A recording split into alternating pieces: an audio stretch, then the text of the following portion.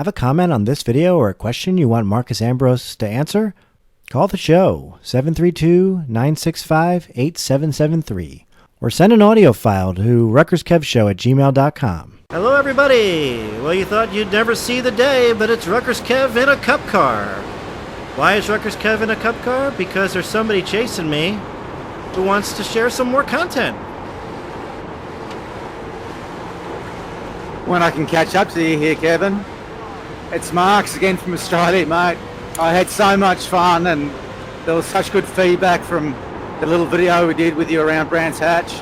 I thought we'd do a little bit more and start a bit of a more consistent package here where we can help people get better at their iRacing and drive like a pro.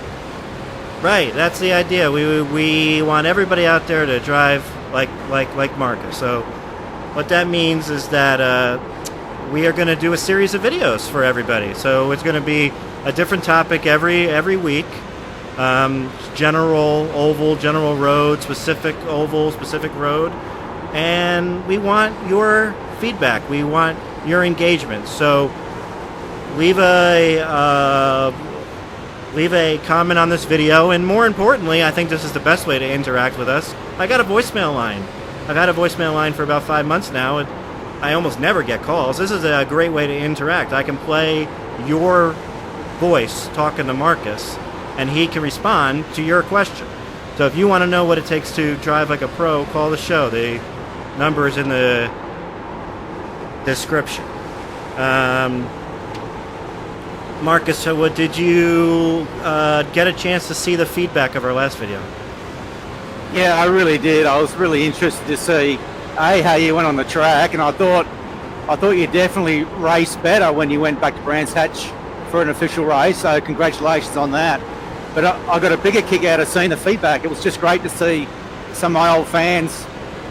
So it was nice to see my name again, and a lot of other people said they really appreciated the comments. So I'm just pleased I can do that for people to be better racers and just to reconnect from the real racing to online racing. So I really enjoyed it, and I thought the feedback was excellent. Wanted to see it keep coming. So what I thought we'd do is we'll just keep getting the feedback from people who are tuning in to check out what we're doing and try and answer their questions and help make them better drivers. So Marcus, you wanted to talk about some general oval concepts?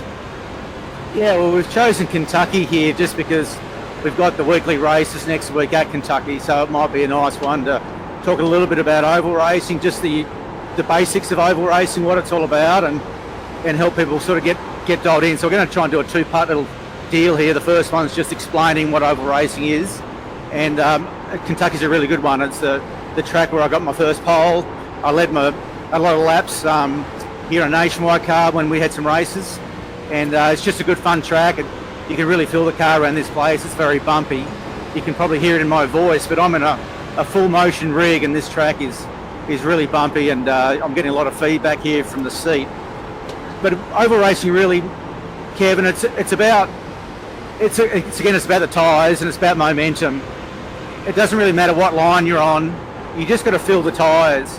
So I could be, unlike road racing where you've got to be very disciplined on hitting your brake marks, and you've got to be really disciplined on hitting your apex points.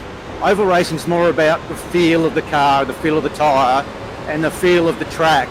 So no two laps on an oval are the same. The rubber's getting laid down on the track all the time, the grooves shifting around, there's shadows from the grandstand coming onto the track. So there's a lot of stuff going on an oval track, just with the tyre wearing out really fast, the fuel burns really fast, and then also you've got the aerodynamics of the cars around you, and the competition's really always somewhere around you. Either there's going to be a guy in front or a car beside you, a car behind you. So it's a really dynamic space when you go oval racing. It's a ton of fun. In real life, it's probably the most fun racing and the best racing I'd ever been part of. And I've just come here really to help you, teach you about trying to get a feel for the car on these ovals. Yeah, and I tell you, like the biggest jump that I ever made in iRacing was when I discovered that you can actually feel the car. Like I was kind of putzing around at like a 1900 oval iRating until I actually like came to the realization that you can feel the weight transfer in the middle of the corner, and that's when you get back on the gas. And that really opened up a whole new world for me. Yeah, that's right, and that's really about the left side weight. So when we've got so much banking in the corners that the car will naturally want to sit on the left, but because you're going so fast from the corners, the car's really heavy. If you don't let the left side sit down before the banking starts, the car will never transition back to where you can really feel those left side tyres. And I reckon that's what you're talking about. If you overdrive the entries, you put too much pressure on those tyres, especially the front ones. The car rolls to the right, overloads the right front tyre, and you never get the car to sit back to what you feel like when you've got 4 tyres gripping when the left side sits down. So for me, the technique on ovals, especially the turn 3 entries, a turn 3 entry on most oval tracks is a flat entry into turn 3. So those are the corners you've really got to back up the most. Let the weight get to the left side tyres, let the left front splitter sit down close to the racetrack, and once you get into the banking and you get all that settled down, you'll have a ton of grip, and that's when you can get super aggressive on the gas pedal. It'd be interesting to see if we keep this session up, Marcus, because these lights are about to turn on. Yeah, look, isn't that the fun part of iRacing now, is that this day-night transition, we started this session in the afternoon, the sun was on the track, and now as the sun's gone away, the grip's building up, and as the lights come on, the track's going to cool down. It's one of the most fantastic things that iRacing could have done. I know it took them a long time to get there where they had this day-night transition, but I think they've done an incredible job, haven't they, to get it right. Now, you've raced in races that went from day to night, obviously, on the oval side, Coke 600, Southern 500. The Kentucky race was raced at night, but I think it started at night. So how does the track change when the nighttime comes? Oh, it can change by 2 or 3, 2 seconds a lap probably. Especially the Coke 600, it's normally a hot race. Got a lot of sun in turn 3 in the afternoon, the track's just terrible. I remember in practices there, they always had an afternoon practice for the 600 at Charlotte, and virtually nobody went out because there was just no point. The track was so gnarly and slick. And as you do that race, you've got to set the car up to finish in the night. So you've got to put up with a really slippery, slidey car that's not really designed for that hot track condition to start the race, and just sort of hang on for the first couple of 100 laps really until the track came to you. And some years, I was patient and waited and managed to hang on, stay on the lead lap. A couple of times there, though, I really lost my cool and got frustrated, and all I did was get damage on my car and really ruined the night. So it is a lot about discipline, being patient in oval racing, especially now you've got these weather transitions. If the car's not handling on lap 5, doesn't mean it's not going to handle great on lap 50. So you almost got to just lick your wounds and save your car and save your patience and just wait for the track to change, and hopefully it goes your way.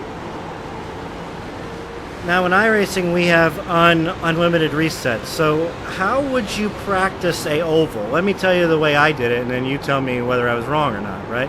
So I would have about 45 minutes of practice before my iRacing NASCAR Series races. So what I would do is I would just try to go the absolute limit and then crash and then back off. And then try to go the absolute limit, crash, and then back off. And then that way, during the race, I would know what the limit is, and I would run less than that. So people would see me in practice, crash and crash and crash, and then they would go, oh, this race is going to be a disaster. And then I'd wind up, finishing third. The most poignant example of that would be Kansas. Practice, I think I turned 1 lap in 45 minutes, 1 timed lap, and I wound up getting third in that race. So how would you recommend somebody approaching practice on an oval? Well, maybe not that extreme, right? Of crashing all the time, but you certainly want to get a feel for the track and the tyres and how they're wearing over the course of a run. So I'd say go out there, do a couple of qualifying runs or fresh tyre runs, drive aggressive, get a feel for the track and what you can get away with, and then try and do a long run. Maybe do a 20 or a 25 lap run and just see how the grip changes, see where the car goes. And that gives you a lot of feel for the track then. So when you come back in the pits, you put another set of tyres on, you tend to have a lot more feel about where the limit is for your tyres because you've gone through on that long run, that transition of having less and less and less grip every lap.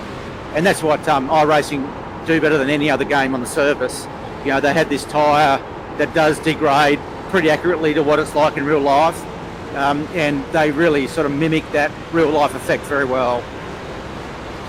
Okay, now when you go out there and you're by yourself, you're kind of running in the same line every time. But as we know in oval racing, there's going to be cars around you all the time.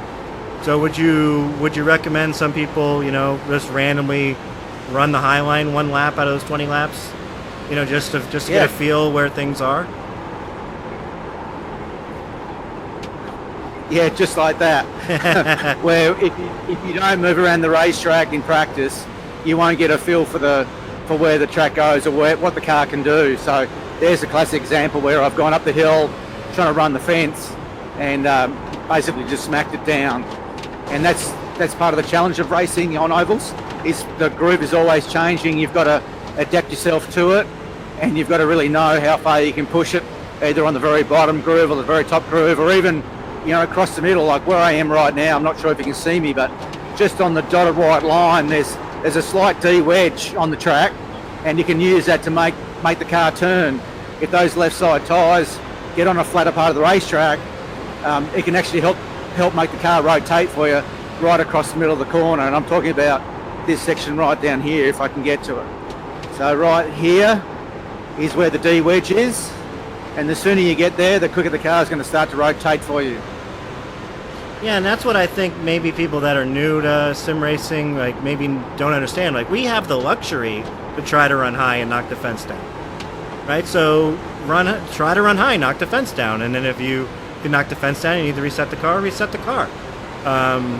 You know, so, but that's because when you're in the race, especially iRacing Nascar series, those half-distance races, you know, you may be on lap 70, and then you suddenly have to go high, and now you have no idea what the car's going to feel like unless you've done it before.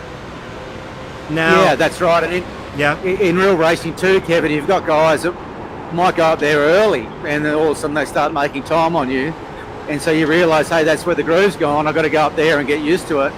Well, if you haven't practiced that, you're going to have a lot of trouble in the race to have enough confidence to go. Right, and especially here at Kentucky, you try to pass somebody way down on this yellow line, your car will get super loose, like here. So you need to know that's going to happen and anticipate it, because if you're going full throttle when you know the car is going to get loose on exit, then you're going to have a bad time. Yeah, that's right, and it's just talking about practice, isn't it?